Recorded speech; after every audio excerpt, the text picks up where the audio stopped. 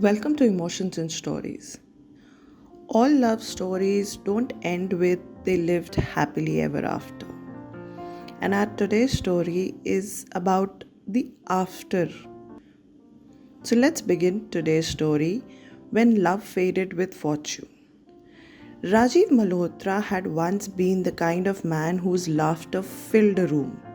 He owned a chain of boutique hotels across southern India, drove a luxury SUV, and spent weekends taking spontaneous trips with his wife Megha. Their love story was often called a fairy tale. College sweethearts who had built a life together from scratch. Or so he thought. For a long time, their marriage was filled with inside jokes, warm meals, and shared dreams. They hosted dinner parties, went for midnight drives, and made travel vlogs that their friends envied. Megha was the perfect partner, graceful, smart, and fiercely supportive. Or at least she had been. Then came the downfall. It began with a failed expansion plan. Rajiv invested in a new property that got stuck in legal disputes. Back to back lockdowns shattered his occupancy rates. Loans piled up, staff salaries were delayed. Within a year, the empire he had worked so hard to build crumbled to dust. The calls from the banks became more frequent.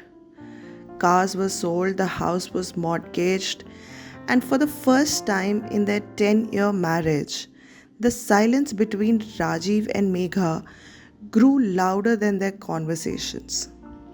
At first, Megha tried to stay positive, but slowly the tone changed. Her words became colder. Every meal was served with a sigh. Every conversation ended in a complaint. You should have been more careful. I told you not to invest in that stupid property. I didn't sign up for this kind of life. What once were gentle reminders turned into sharp jabs. The warmth in her eyes was replaced by impatience. Her smiles were now reserved for Instagram posts, never for him. Rajiv tried. He took up consulting work, sold family jewelry, even delivered food during late nights just to keep the household afloat. But nothing seemed enough. Not for Megha. One morning, she packed her bags without drama or tears. I'm going to stay with my parents for a while, she said. I can't live like this anymore. Rajiv didn't argue. He just watched her leave carrying more than just luggage. She carried away the last fragments of what once was their love. For 3 years, Rajiv lived alone in a small rented apartment. He learned how to cook, how to sleep without company, and how to find joy in silence. He cut down to one meal a day when things got tight and worked relentlessly, taking every project that came his way. But slowly, the tide began to turn. An old client returned, offering him a change to manage a hotel property in Goa. Then another deal came in, then an investor. Within months, Rajiv found himself climbing again, not chasing money but building dignity. He had no time to scroll social media, but the world was watching. And Megha finally noticed. One evening, Rajiv was in his office when his phone rang. It was a number he hadn't saved, but he recognized instantly. Rajiv? Her voice trembled slightly. I saw the articles about your new project.